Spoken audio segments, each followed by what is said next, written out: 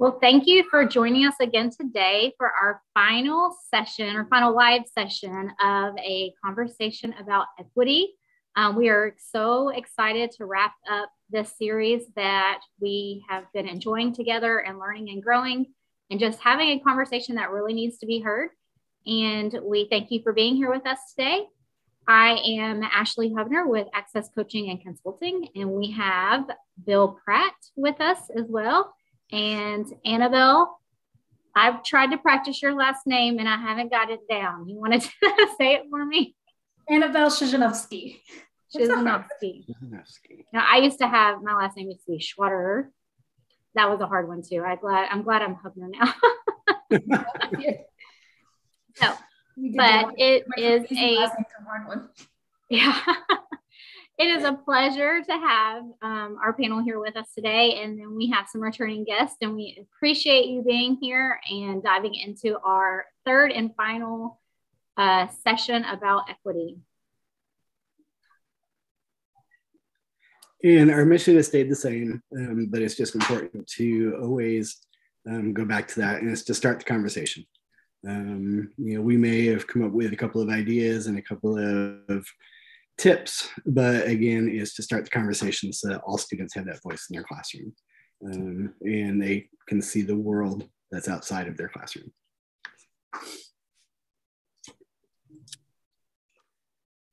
So go ahead. No, go ahead. That's fine. I was just going to say, throughout the week, I've been throwing some things out there on Twitter to keep us kind of thinking about this equity convo. If you haven't had a chance to join into the discussion, I challenge you to go search that hashtag on Twitter or LinkedIn. This is where we've been posting most of our information, and take use of these resources that we've thrown out there and really think about, what you can take away from them.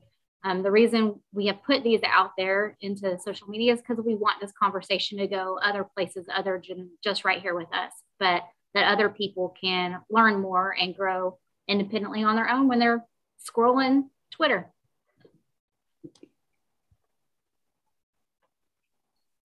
All right. So last week we ended with kind of a compilation video, or kind of a montage of a bigger TED Talk video. But building conscious, building critical conscious in practicing. And the way the video ended was talking about habits and how we have to change our habits. And the speaker was talking about how, we need to change, who we're calling on, questions that we're asking. And then she talked about, even, the classics. And she just, she kind of thought that was funny for herself. But how we have to change our habits if we want to recognize our biases and we want to make change. So today what we're going to do is we're going to pick up right from where that left off. And we're actually going to talk about how we can build some equity and how we can start affecting that change in our own classrooms, in our own schools, and then make that broader into your district, your community. So we're going to talk about classroom environment. We're going to talk about gender equity, and we're going to talk about a little bit about books and curriculum audits and how we can take a look at that to help foster equity in our classroom. Absolutely. And when we talk about the classroom environment, we spoke in the last session about checking out our resources, and we gave you some tools on that. Something that we can also do in our classes is to actually promote positive intergroup contact. And so what's really interesting about this is that we know that there are these stereotypes that exist, and we know that there are all these negative things, some which are within our control and some that are not. But there are things that we can do in our classrooms to help students overcome these outside forces that we can't control, and create an environment that does promote equity. So there's this really great study, and I can't remember the name right now, but it was a study, it's a t-shirt study, and I don't know if you've heard of it, but basically the participants in the study were children in like a summer camp, and they're each given 2 different colored shirts. One is like a yellow shirt and the other one I think is a blue shirt. And there's all these trophies and signs on the walls that show that the yellow shirt team had won like spelling contests and athletic events and all these things, right? So you get like this implicit bias that the yellow shirt team maybe has more accolades and, you know, has more success. And so what was interesting is there were two studies. In this study, when the teacher emphasized the success of the yellow team or the things that they've done, you started to see this like segmentation where students thought that, you know, the yellow team was better, the blue team was not as good. And all of that kind of played it. So if the teacher, for example, assigned more leadership or more activities to the yellow shirt team, that reinforced these biases. Whereas these biases can exist, but if the teacher doesn't in their classroom acknowledge that, doesn't perpetuate them, really focuses on making both groups balanced and not really paying attention to these like outside forces and just giving the students a chance to show what they can do, then students actually don't have this like group conflict that you see. So within our classrooms, what we can do is to actively promote situations where students of different groups are working together. And a key thing to doing this is making sure that whatever, you know, maybe it's a game or an activity, and you're pairing students that normally you wouldn't pair together either because they're maybe not the same ability, or maybe they're just not friends, or, you know, but really thinking about making those conscious decisions.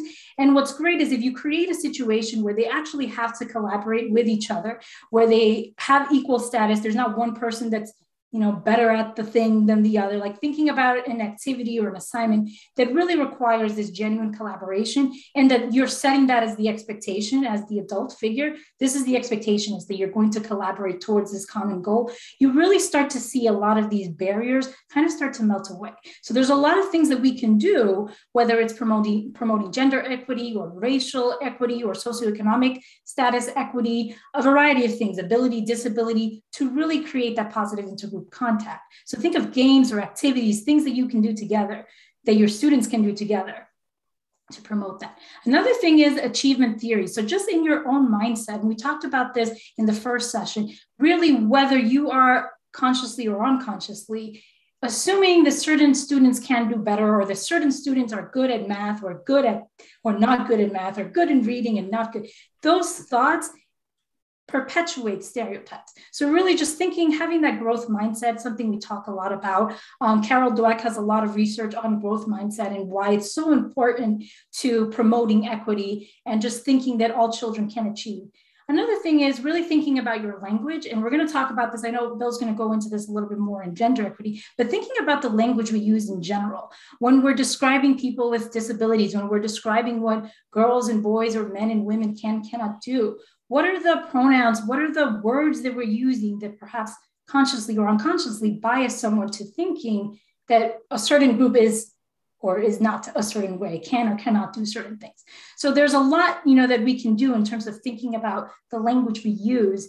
I'll share just a few things, and we are going to send out some resources on ability and disability. This is a big one where people sometimes will, you know, refer to people as handicapped, or will say terms that for that group, it's actually a derogatory term. And these are terms that have been brought back from the past. But really, if we think about equity and making sure that we're having inclusive language, it's changing some of those terms and really making sure that when we're referring to people, particularly when we're talking ability or disability, we're not talking about them as they're defined by their disability. These are individuals just like everyone else. So referring to them as, you know, this is a mongoloid person, you know, like, or something like that, is not a term that is respectful to that person as an individual. So just learning about these different terms and the language we use. And as I said, we're going to share some resources so that we can just, you know, unpack some of that stuff that's been carried over into our culture so that we can erase those from our vocabulary and replace them with more inclusive terms. You know, Annabelle, as you were talking, I just started thinking about the movie Breakfast Club. Have y'all seen that? Oh, yeah. And like, we have all these kids, we have these kids in the room that all kind of define a stereotype. And if you think about the way that the coach, teacher, whatever, spoke to each one differently based on that stereotype, the way they talked to each other, the things they assumed about each other without even knowing each other. And then by the end of it, they were all friends and all had like come together and really saw each other for who they were, not for who they thought those people were. And I think that kind of describes it, exactly what you were just sharing about these biases that go on in classrooms, and how do we break that, and how do we help them see each other and build those relationships, and how can we support that as the educator in the classroom. Well, and you also talked about language. I had 2 instances just this week. One boy, for some odd reason, he likes me. I don't know. He gets in trouble a lot. A lot of people just don't really understand him. There are days I don't understand him, but he likes to come into my room and take a Twizzler. And I just got a candy jar. And so he's like, Mr. Pratt, I'm getting a Twizzler. And I said, well, make good choices today. And he goes, well, I'm bad. And I was like, no, you aren't bad. You've made some bad choices, but you aren't a bad kid.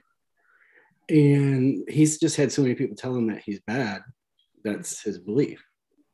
And then the other one, I was out on, we got this breezeway in between our buildings, and the teacher was out there with his class, and I'm walking by, and all of a sudden I hear this one kid go, "You're sped." And it was like myself and 2 other teachers that just happened to be walking by. Immediately it was like, what did you say? Like, because kids will call each other sped as an insult. And it's like, no, they are a person. And for you just to say that as an insult because you're trying to get them angry or trying to get them mad, even our students have that negative talk. So yeah, it's really important that we pay attention to that. That is so true. The language we use, and again, it goes to the mindset thing, right? Yeah. If you're describing this person as this one way, then you don't think like, well, this person has other qualities about them. They can grow, they can change, they can do different things. Yeah. But if you're just saying they're only this, you're really just pigeonholing an entire human being, which is something we want to help students and ourselves. We want to help all people come out of. All right. So one of those areas is gender equity. And, when you think gender equity, when you think back to when I started teaching back in the 90s, gender equity was, are the girls taking higher level math classes?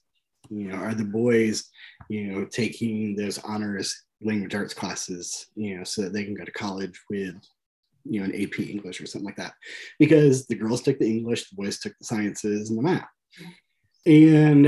But nowadays, gender equity has so much more to it. And I will admit, gender equity is one of those things. I'm a 50-year-old male, and so for me, I grew up with him and her, and he and she, and they was always plural. So so now we hear somebody wants to be they, and it's like, no, that's plural. How can you be a they if you're a singular? So it's that kind of language is changing.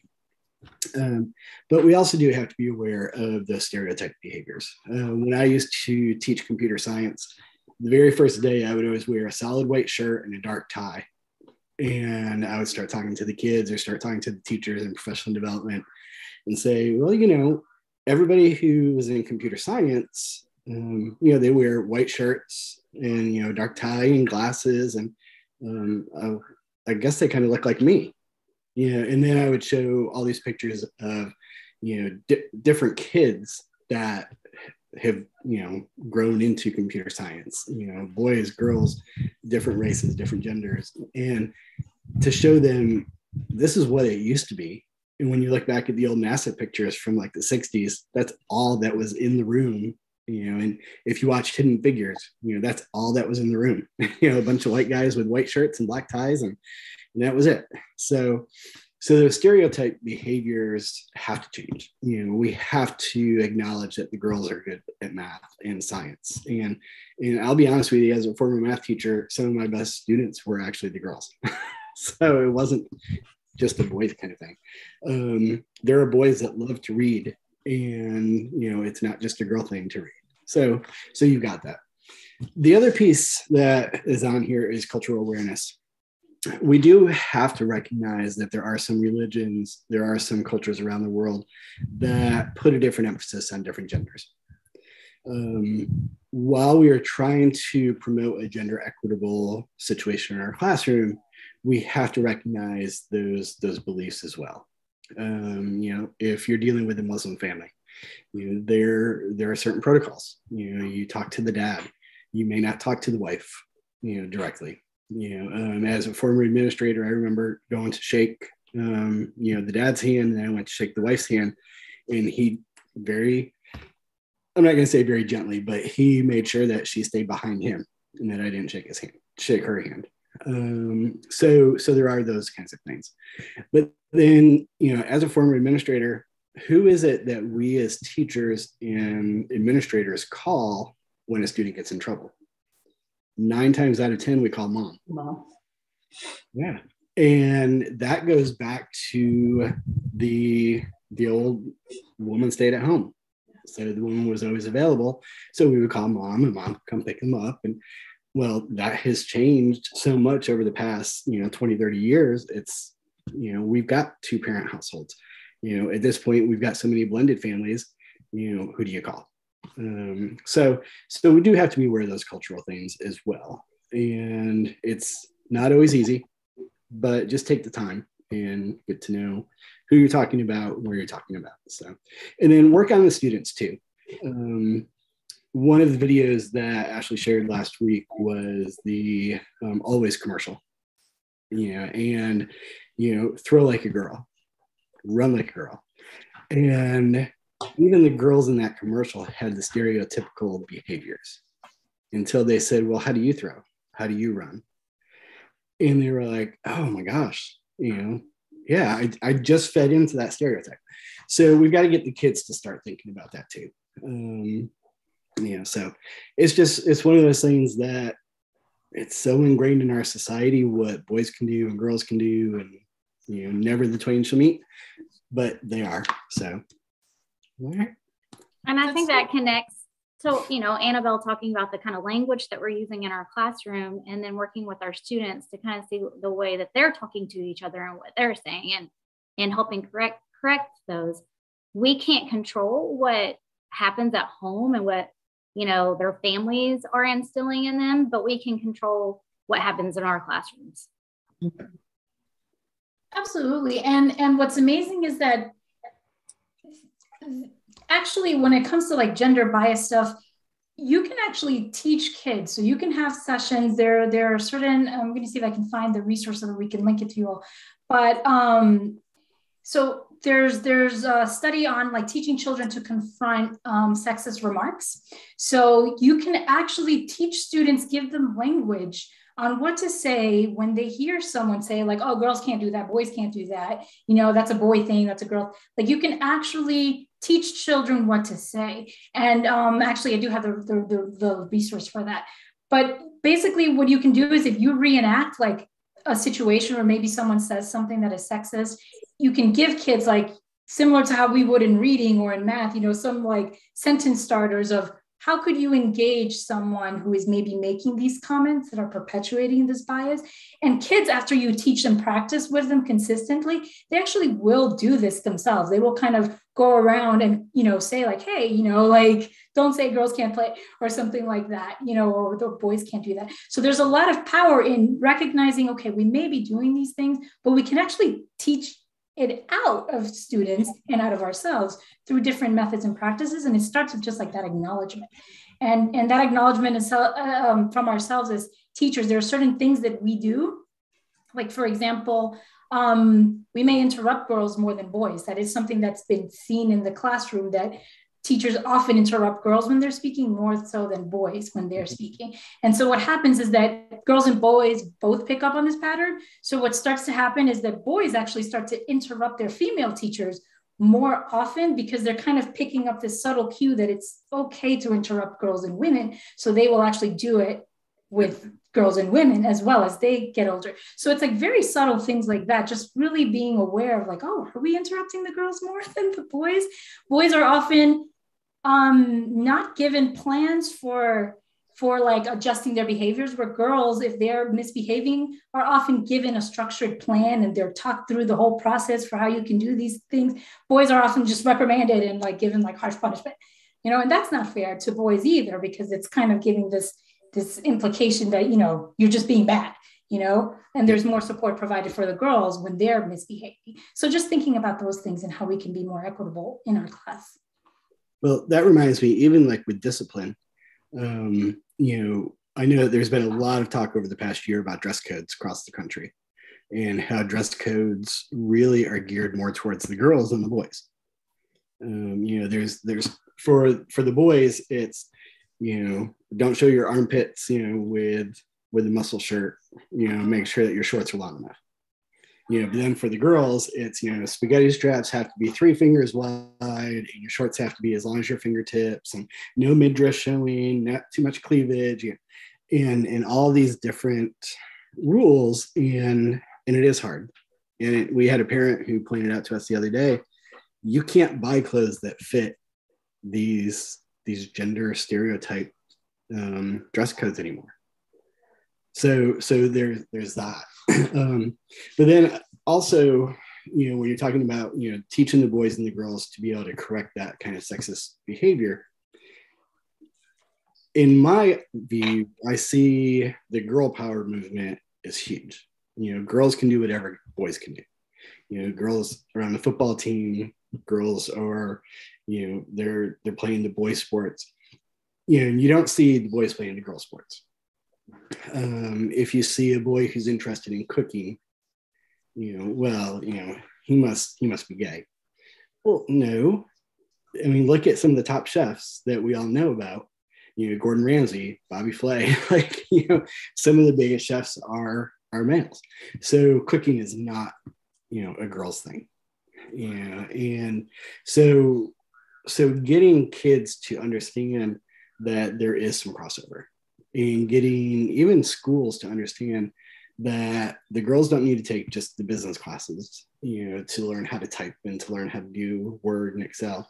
You know, the boys can take those. You know, girls and boys are both good at marketing. You know, so it's not just that pigeonhole kind of thing. So, but yeah, when you were talking about that, Annabelle, it made me think about that last point I wanted to bring up. So, thanks. That's such a good thing, because that language of again, like who can do something, trying to use as much inclusive terms as possible. So people, a person, you know, if it's not necessary to use a gendered word, fireman, you know, then don't use the gendered word, use firefighter, or use a word that is more neutral. If it's something that, you know, really anyone can do this thing, you know, it's a businessman, a business person. So just thinking about those little things that make a difference, you know, saying adults or children, so that you don't have to necessarily inundate children with so much gendered language if it's, you know, not something that's particularly necessary for the topic that you're, you know, on about. Yep. I think it's good to have children reflect on kind of those stereotypes and see like the trends in the bias that might be already there in the classroom. Like you could ask, what does a typical ballerina look like? And like, let them all share their opinion. And is there a commonality that you all put girl, you all put petite, you all, you know, drew a pink tutu, you know, whatever it is. Now let's look at this male famous, you know, ballet dancer over here, and that's breaking the stereotype, and having them kind of see that in something that is, you know, especially in the younger grades, like more on their level for them to understand, like they're already experiencing these unimplicit bias just because of, you know, what they've been exposed to and what they know. Yeah. That's so great. Contradicting stereotype whenever you can. If there's someone saying something that's stereotype, like, oh, hey, how about, you know, this male ballerina that maybe doesn't fit the stereotype? You know, every time you can, just really pointing out other people have done this too. That's such a great thing to do. Yep. All right, let's talk a little bit about books. I know we've talked a little bit about this in the last session, and probably even the first session. Curriculum has been a big topic, and we've talked a lot about books and, you know, what's going on in the classroom. I think this is one of the areas that we can have the most purposeful impact, or we can undo what we're trying to do right here. Like, we have to be intentional about the books that we pick in our classroom and that we use. through these conversations, I've started to reflect on, my past teaching in my early days. And I thought I picked some amazing books that had amazing storylines and, great characters. And then I look back on it and I'm like, did I really show my students who they were in the books? Or were I just picking the books that I wanted to use to teach my lesson that I thought were fun for me? So we really want to think about this idea of exposing our students to books that are going to show them images of themselves. Characters that they can relate to. When they look at them, they see themselves in them. But we also want them to have this exposure to other cultures and other people around them. I think this is a really good place where we can open those windows to break those stereotypes that we were just talking about right now. Like, find the book that has the boy ballerina in it, or, to show them that that is there. So I think this is, if we are very intentional about the books that we choose in our classrooms, we can expose children to, a more equitable classroom environment and let them see the world in a different light than what they may be used to or what they've been taught at home or in previous educational experiences. So I think you have to consider, who are your students and what are the books that you can get that are going to reflect them. But we also have to consider the circumstances that we're showing them. I think one of the biggest aha moments I had was with one of the articles that Annabelle shared with us, and I shared it on Twitter. But it was kind of talking about, do you only introduce Black characters or African-American characters when it's the Civil Rights or Black History Month, or if you're teaching about slavery? Because then we're exposing our children that this is the only time you learn about this group of people, and this is all the hardships they've been through. We're not celebrating them or showing other things that they've done, how they've been influential in our culture, the accolades that they've had. So you have to consider the circumstances too, that you're introducing different cultures, giving these windows to our students. But what kind of window or lens are we giving them? We need to give them a variety. They need to see that there was some injustice in the past, but they also need to see and celebrate all of the great things that these people or these cultures have brought to us and have influenced in our community and our world. One way to do this is doing an audit. Annabelle shared with us the NYU scorecard in our earlier session. I think that is a great resource to use. You could also create an internal audit with your PLC. In the resources, we've linked several curriculum websites that you can go to and audit your own curriculum, whether you use Hoffman Mitlin or, some of those other ones. You can go look up your curriculum that you purchase and see, okay, what does it say about my curriculum? And it even does things like, is it standards aligned? So there's a lot of good resources there with that. Let's see, what else was I going to say? I think, we've talked about off camera. I don't know if we talked about it on camera as much, but the lack of inventory that teachers have when they're going to look for these books. So I'm sitting here telling you, find all these diverse books and put them in your classroom. And you may be thinking, I don't know where these books are. I don't have them in my school.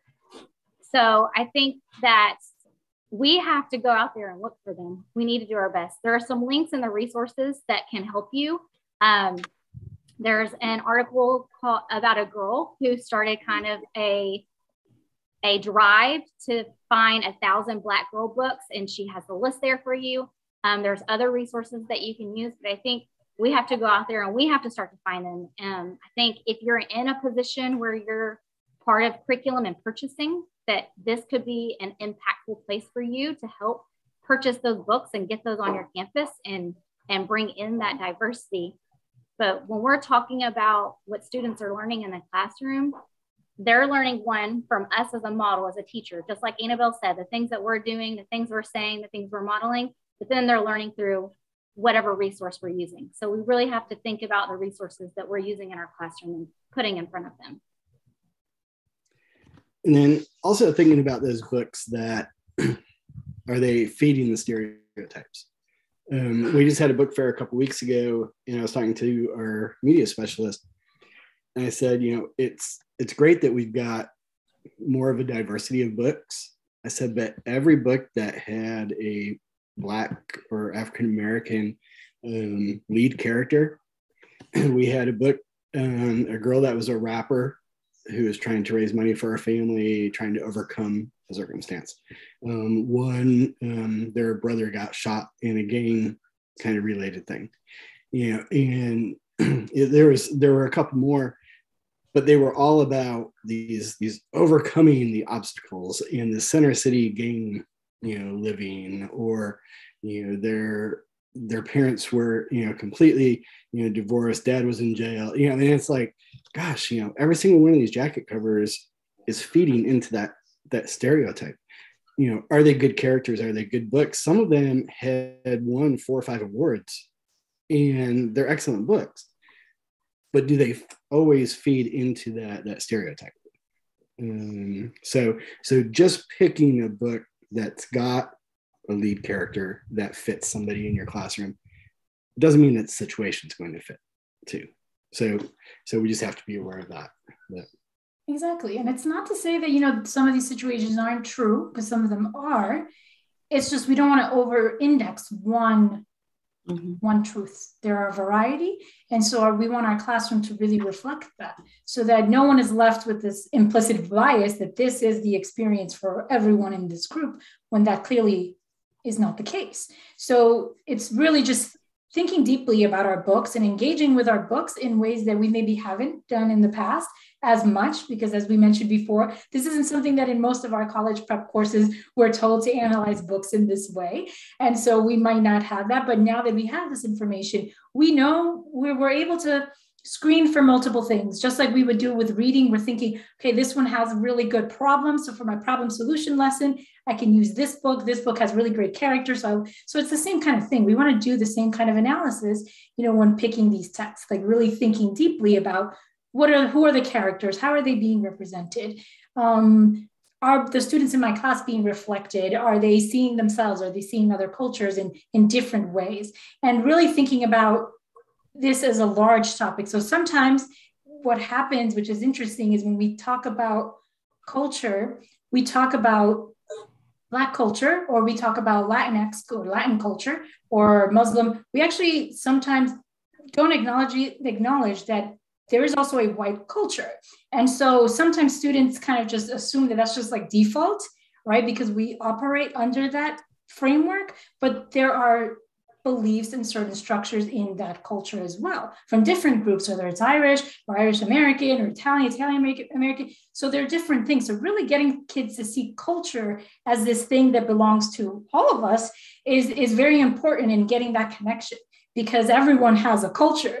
It's not just like this one group, we all do. And so as much as we're able to expose children to different cultures, and some that reflect their own and some that reflect others, the more we'll get towards a more understanding group of individuals in our classrooms, and expanding our own beliefs and understandings. Well said.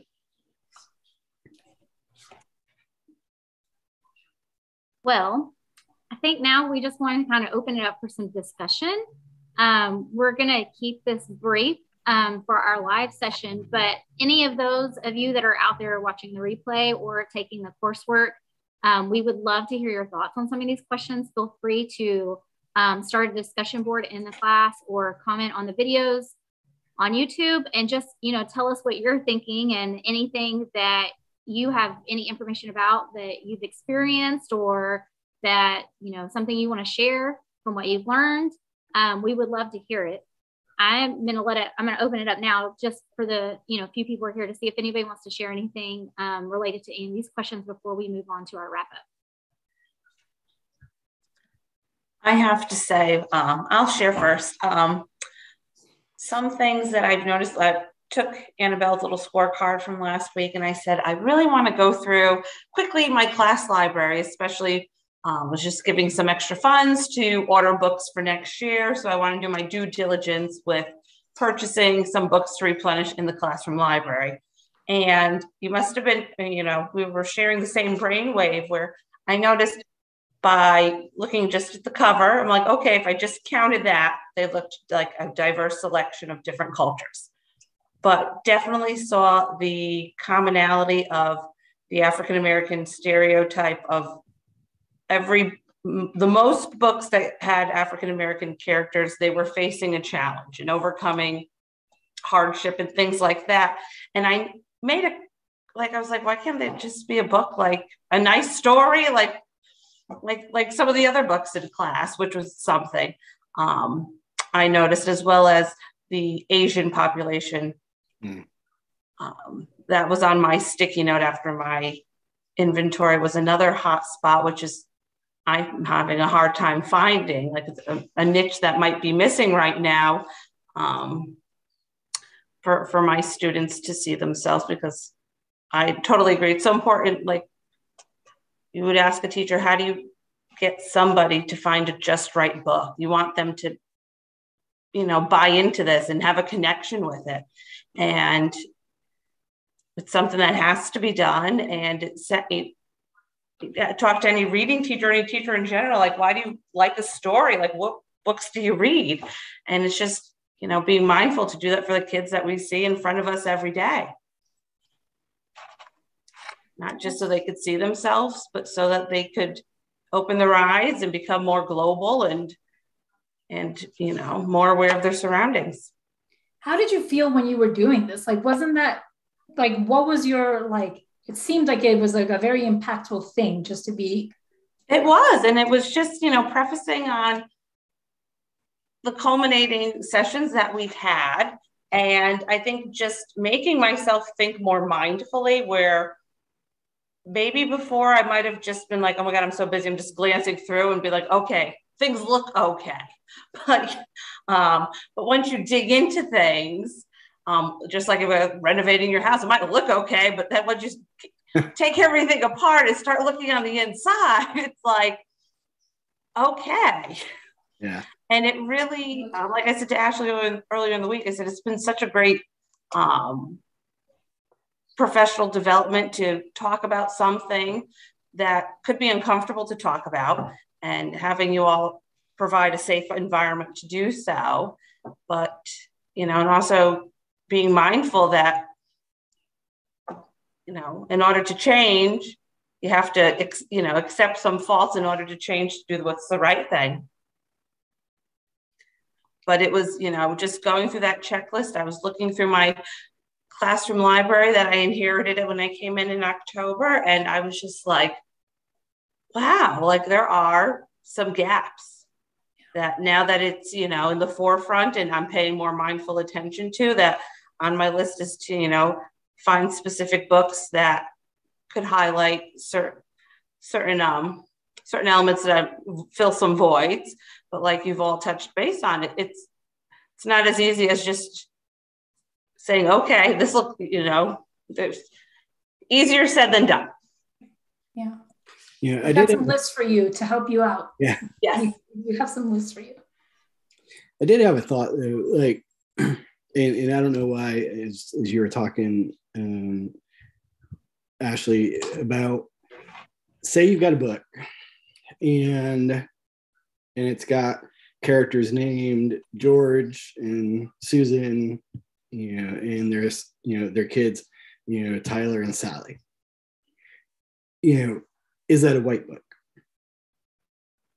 Are there no, Hispanic families with those names?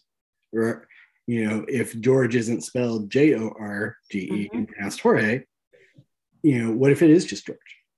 Or, a Black family? Do the characters' names have to be those stereotypical names, Shaniqua, to say that it's a book about, a positive Black girl, or, Jose, for, Hispanic or Latinx? Like, can students read a generic book and see themselves in it? This is a great question. Like, it's so good. The NYU has actually done some research on this exact thing. And it's a great question because it has kind of a nuanced answer. So part of it is, we want to acknowledge that there are, I mean, my name is Annabelle, and when most people see my full name, they don't expect me when they see, right? So you wouldn't necessarily know if you're just reading a book with my name in it necessarily.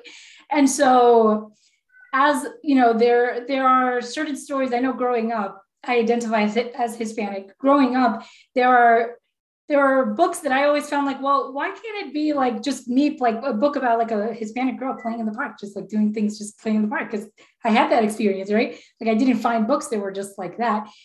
So it's a balance. So one, books that are ethnically ambiguous tend to be assumed. People tend to assume that the characters are white. So we have to think about that, unless there's some other indicator, right? So if it's a picture book, maybe if it's a picture that you have someone who looks maybe diverse or something like that, then it gives you that clue. But if it's not a picture book, then you might not know. And so while it could be about a Black family or a Hispanic family or a Muslim family or some other group, you might not know that unless there's some other like indicator. So we do know that most people are assuming white when they're reading these characters, right? So it's yes and, right? Yes, we want books that represent various names because people from different cultures have different names, different spellings. And we also want to acknowledge that there are also people from, different cultures that have more standard American names or standard Westernized names. And, so the representation isn't all your books should have a name that is very particular, very Hispanic sounding if it's a Hispanic character. But some, if you want to have a culturally responsive classroom, some would be, because that would be true, and some would not be. So that's why it's kind of nuanced. It's such a great point that you brought up. It's not always easy to know. Right. I think in a lot of these discussions, we're also putting a lot of weight on teachers and educators' shoulders to try to do all of this. So I think, I should challenge people to also think of this as a parent. Like we also play a role in this with our own children. And we can't put all the weight on the classroom and at the school. It has really shifted my mindset as a mom and what, books I'm reading with my kids, what shows we're watching, how I react to certain people in public, the types of things that I say around my children to help raise them to have a more equitable mindset. I think one of the things you told me, Annabelle, was the like aha moment of reading books with kids that have disabilities in them.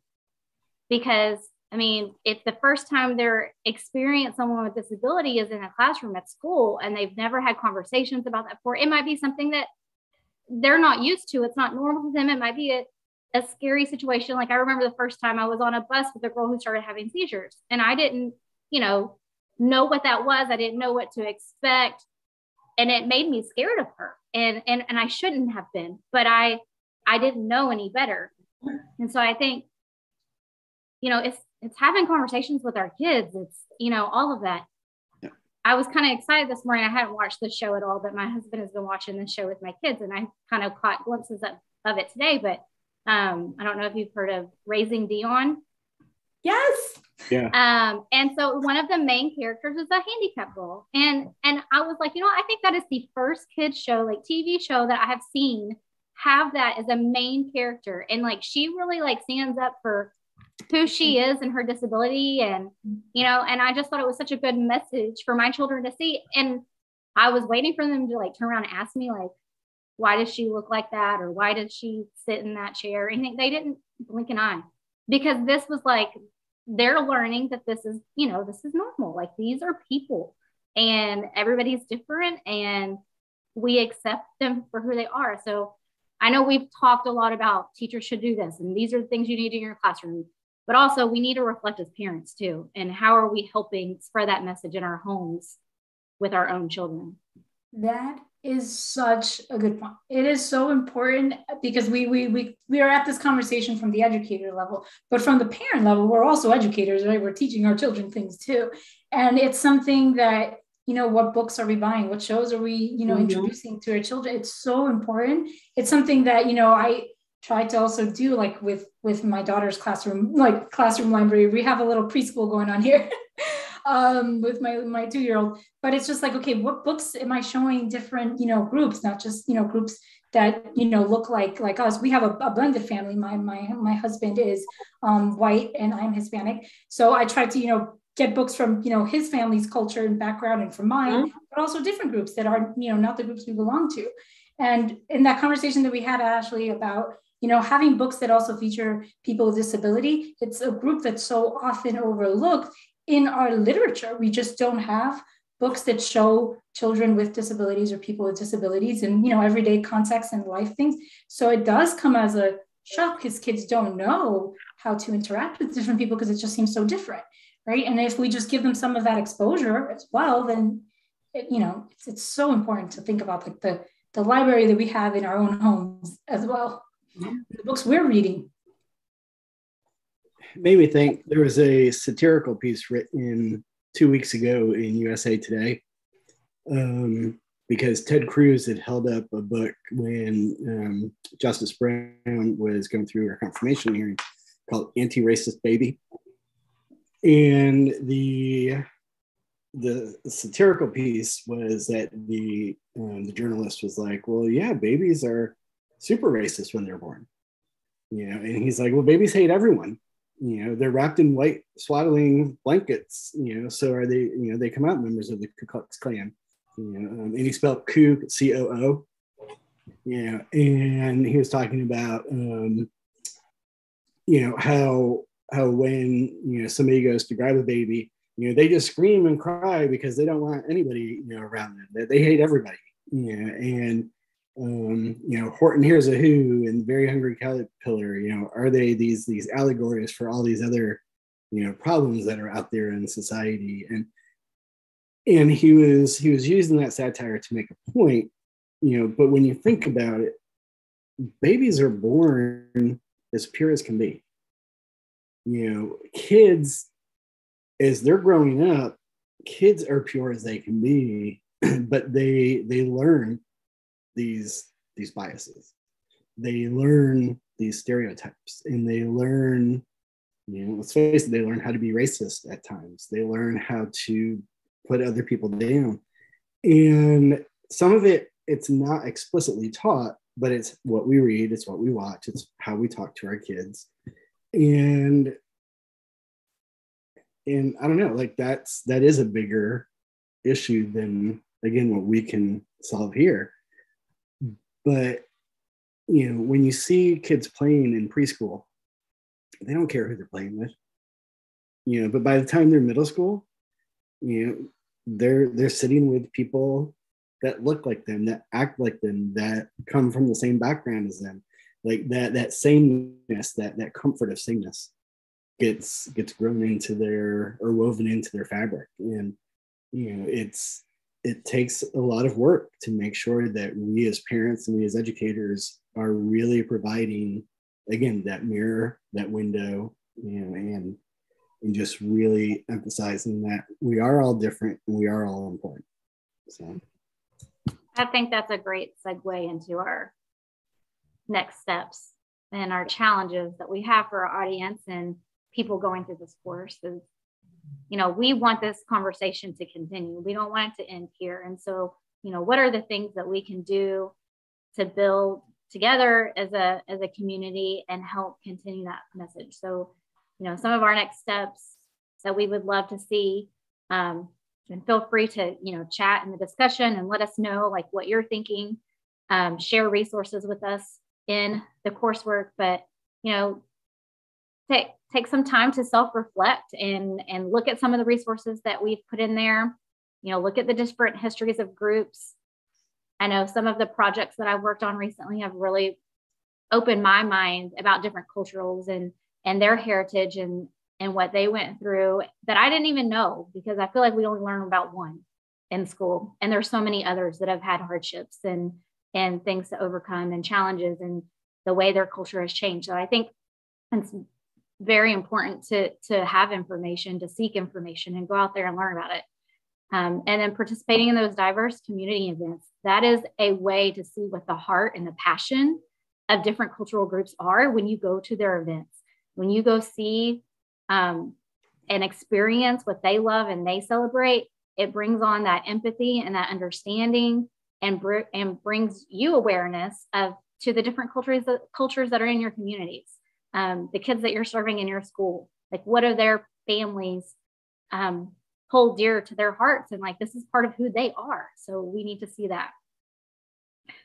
We have a resource that is in the resources documents in the coursework, and it's also in the slides, and I'm going to drop the slides in there as well shortly following this live session. But this, how do you say it? Wakelet has tons of resources in there, almost everything that we've shared or talked about, and it is organized very well and easy to navigate.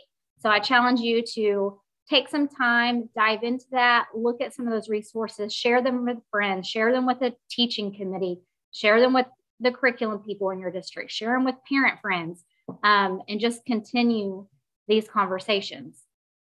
And if you find other resources that could be added to that, use the hashtag EquityConvo on Twitter. Tag me at BillPratt23. I can get them added. Again, we want to keep the conversation going. Remember, our mission was to start the conversation. So we have started the conversation. I believe we've met that part of the mission. But this is something that needs to keep going. If we all just stop after watching these 3 videos and we go about life as usual, nothing's going to change. So we just have to take it one day at a time. We have to face challenges. We've got to step up and say, you know what, this might be hard. We've got legislatures out there that are trying to pass different bills. We've got the anti-woke bill in Florida. We've got the teacher transparency bill in Indiana. North Carolina is trying to pass the teacher transparency bill. A dozen different states are trying to pass anti-CRT legislation. Teachers don't know what they can teach, what they can't teach. But one thing that I say every day to teachers who are concerned about that is that no matter what legislation gets passed, you can still treat your students with respect and dignity in your classroom. And facts are facts, truth is truth. And as long as you are teaching facts, truth, and teaching all of your students where they are and where they need to go, then you're going to be fine. Thank you. And I love that, when we were talking about how we were going to wrap up this session, you really brought up the idea of, being that equity change agent. Like, what are you going to do to be the change agent at your school, in your community? So that's why we kind of presented these challenges and next steps to you, because we want you to be a change agent just like we're trying to be change agents. Exactly. And I think that while there's a lot of forces that might seem like you're up against a lot of forces. It might seem like you're up against a lot of forces, but the idea is if we can have conversations with more people, it is usually a better way, right, to enact these changes that we're all trying to see. If you really just talk to your colleagues, talk to parents, explain things, discuss, share some of these resources, share resources you've found, because that's where I think that's where change happens. It's these conversations, these interactions that you have with people, that you have more power in this way, I find, to reach more people within your own network, within your own community. And then if they do something similar, if you challenge them to try to also keep the conversation going, to challenge them to be change agents in whatever ways, in your sphere of influence, in whatever ways you can, then that helps continue. And, I think that there's a lot that we can still do regardless of the adversity that we may be facing. And I like to take stock in other groups, other people in the past have encountered remarkable adversity, and they did what they still had to do to overcome different challenges. And I think that we as educators can do what we have to do, what's within our power, what's within our sphere of influence, to really move the needle in the right direction and keep progress going. And think about the movie Pay It Forward. One person talked to 3 people. Those 3 people, they each talked to 3 people. And then all of a sudden, before too long, you've got a truly worldwide kind of push, because it becomes an exponential growth. So, be courageous, have those conversations.